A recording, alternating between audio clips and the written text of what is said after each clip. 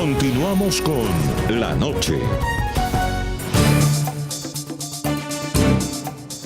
El 7 de febrero del año 2003, las FARC, entonces grupo terrorista, grupo criminal, ejecutó un atentado contra el club El Nogal. Ese día murieron 36 personas y más de 200 quedaron heridas. Muchos de ellos hoy quedaron mutilados y quedaron con heridas imborrables, tanto en su cuerpo, en sus cuerpos, como en sus mentes. Tengo en mis manos la autorización que entregó la Jurisdicción Especial para la Paz el pasado 8 de marzo para que Fernando Arellán Barajas, uno de los autores intelectuales, uno de los responsables de esta acción terrorista, para que él pudiera irse de descanso y de turismo entre el 23 de marzo del año 2018 y el 29 de marzo de 2018 a la Isla Margarita.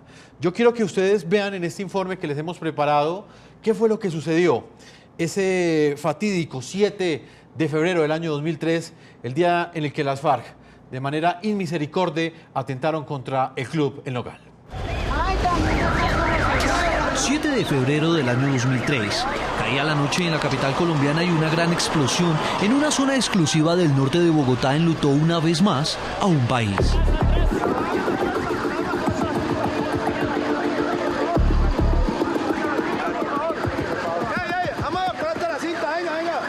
La orden impartida por Hernán Darío Velázquez Saldarriaga, alias El Paisa, miembro de la columna Teófilo Forero de la organización criminal de las FARC, había sido ejecutada. El rigor del terrorismo de las FARC cobraba la vida de inocentes.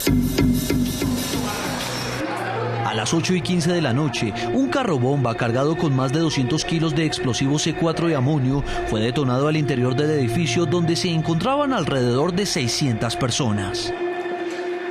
36 murieron, alrededor de 200 resultaron heridos. La onda explosiva perforó las placas de concreto de los pisos 3, 4, 5 y 7, sitios en donde hubo el mayor número de víctimas. El atentado había sido planeado por El Paisa, pero de acuerdo a los informes de la Fiscalía fue Hermínsul Arellán, miembro de las FARC, quien propuso al grupo la ayuda de su sobrino John Freddy Arellán, quien era instructor de squash y había comprado una acción en el club.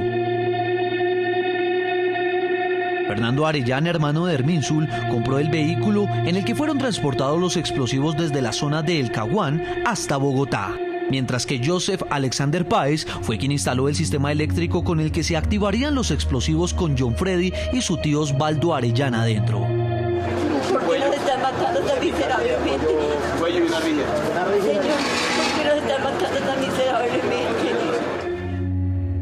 Hasta ahora la justicia ha condenado a 6 personas por el ataque, entre ellos a alias El Paisa, a Fernando Arellán y a Hermínsul Arellán por delitos de terrorismo, homicidio agravado y rebelión.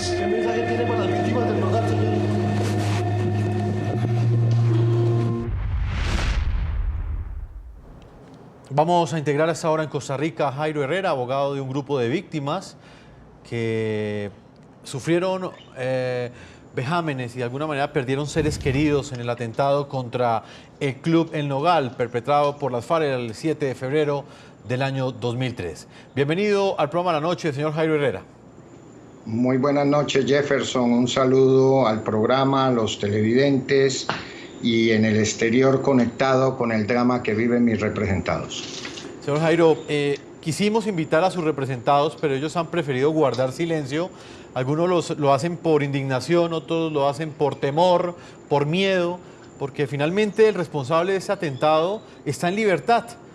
Para usted, ¿qué representa esta noticia que ha registrado Noticias RCN y que da cuenta de estos viajes que han sido autorizados a la Isla Margarita para uno de los responsables, de una de las personas condenadas por este acto terrorista? Cada día se sorprende uno más de lo que está sucediendo alrededor de la JEP. Tengo que decirle que en todo el día de hoy he estado comunicándome con las víctimas del club a las que yo represento y es evidente cómo se profundiza cada día más la herida que esta gente viene soportando desde hace 15 años.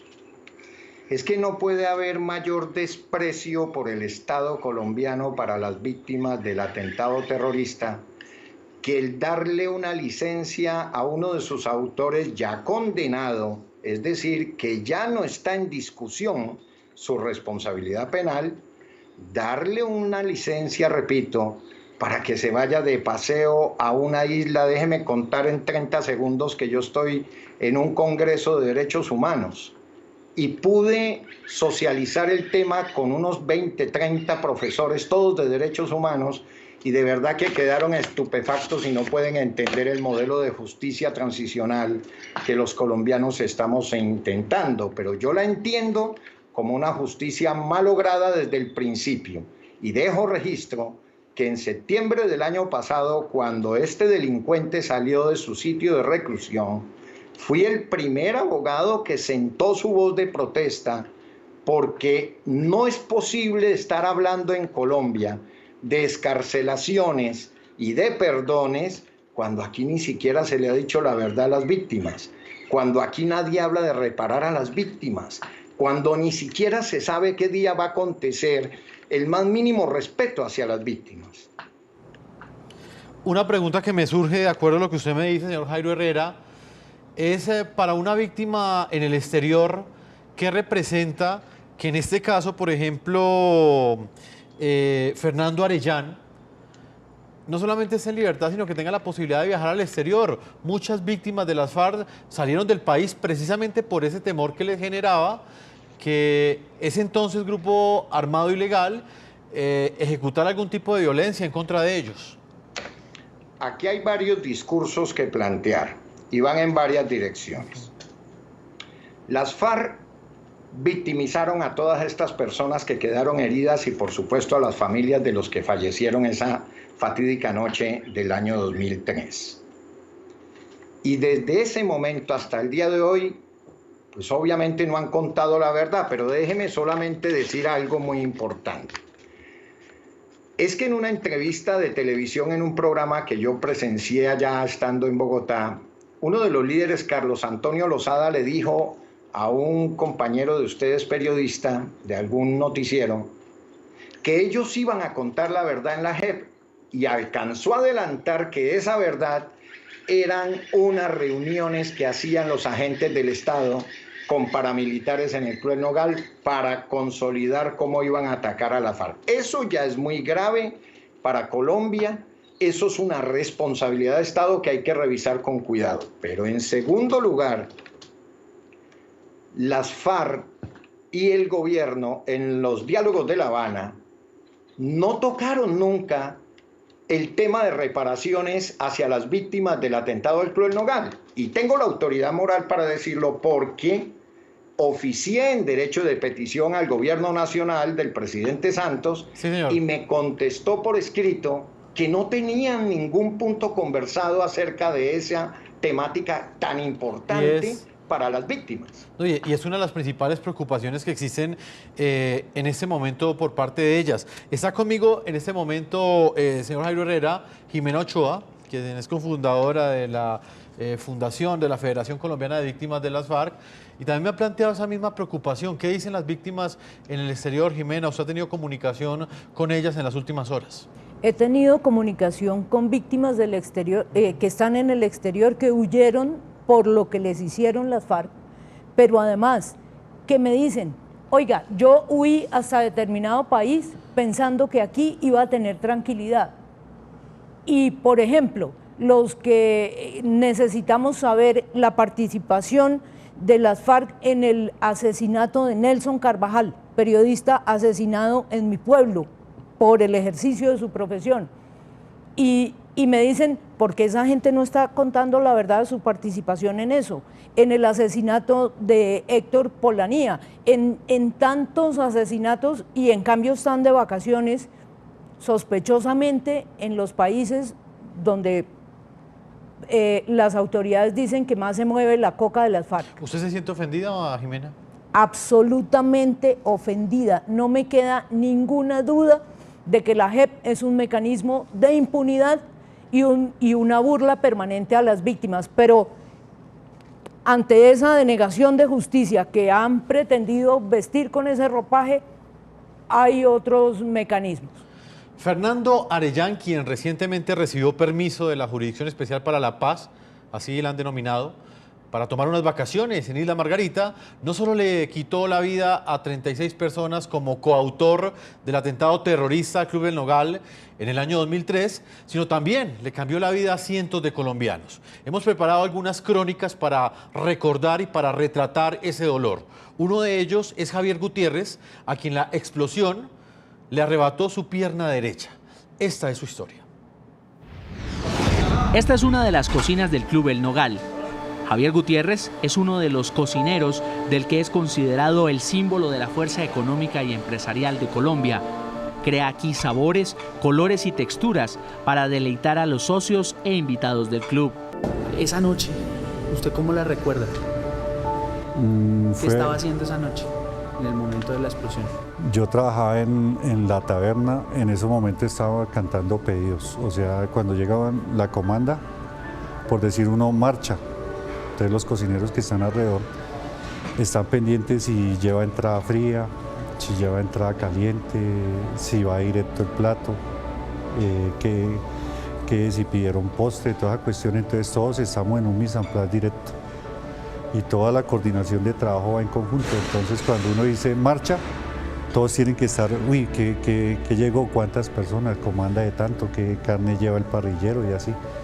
Entonces estábamos en ese momento cuando pasó lo que pasó y fue cuestión de segundos y lo único que puedo decir es que se sintió fue como un temblor en ese momento, como si hubiera movido el edificio. Yo lo único que sé fue que volé en el aire, se me partió la muñeca, el radio. En un momento Javier pensó que no volvería a caminar. Sus piernas quedaron gravemente heridas, pero encontró las manos salvadoras que hoy lo tienen en pie. Inicialmente yo iba a perder las dos piernas. Gracias a Dios se me acercó un médico muy espectacular, muy profesional, en la Fundación Cardioinfantil. Él fue terco. O sea, otros médicos decían, no, él ya perdió las dos piernas, pero él fue muy terco. Él sabe que yo estoy hablando de él. Y él dijo, se va a demorar, pero le salvo la pierna. Entonces, para mí es una bendición tener mi pierna izquierda y manejar una prótesis. Javier es un ejemplo entre sus compañeros. Siempre que camina por los pasillos del Nogal recibe un saludo o una sonrisa. Todos saben que sus manos han edificado de nuevo este lugar, que significa su opción de trabajo. Saben que aunque el terror lo golpeó, Javier tendrá para ellos siempre una palabra graciosa o un chiste. Incluso bromea con su prótesis.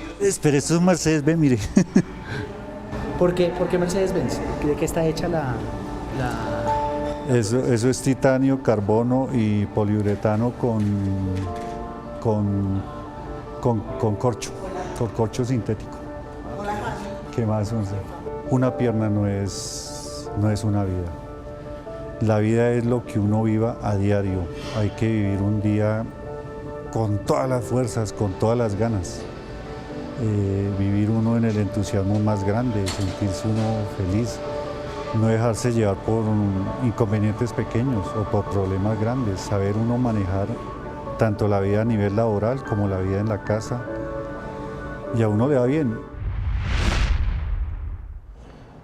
Son las heridas imborrables en el alma y en el cuerpo que quedaron para estas víctimas de las FARC que hoy estamos recordando 15 años después, a propósito de estos permisos que fueron autorizados para hacer viajes de vacaciones a uno de los responsables de este crimen que aún está en la impunidad porque ellos no han contado verdad. Yo los invito a que participen en el programa La Noche a través de las cuentas de Twitter. Pueden seguir opinando a través del hashtag numeral La Noche JEP y respondiendo a la pregunta que hemos planteado el día de hoy. ¿Qué opinan de la polémica decisión del exsecretario de la Jurisdicción Especial para la Paz de otorgar un permiso de salida del país por motivos de turismo a exguerrilleros y también al autor del atentado contra el Club El Nogal? Voy a leer algunas de las opiniones que nos llegan hasta ahora. Ben dice lo siguiente: es un acto abominable y una falta de respeto a las víctimas, familiares y a Colombia.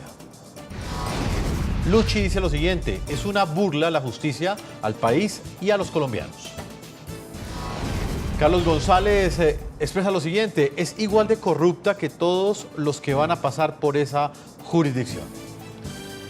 Opiniones de nuestros televidentes, ustedes pueden seguirlas planteando a través de las cuentas de Twitter de todo nuestro equipo periodístico, que son las que aparecen allí en la parte inferior de nuestra pantalla. Una pausa y ya regresamos a la parte final de este programa de la noche.